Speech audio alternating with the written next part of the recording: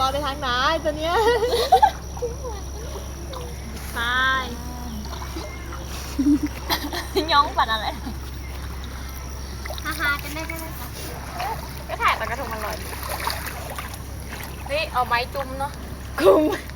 โอ้อันนั้นทำอะไรนะลูกโอ้สิ่งยังลูกเขาลอยกันหมดแล้วหลุดนี่ถ่ายคนเหลือสิเหลือคนนึงน้ำอยากเด่นว่างั้นอ่ะเต็มหน้าค่ะ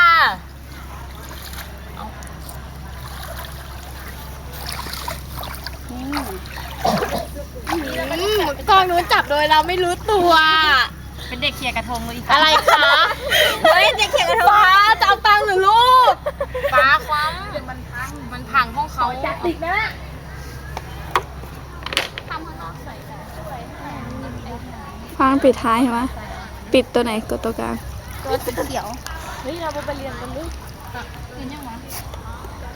ได้ปะเราบ้าปิดได้ได้ไหม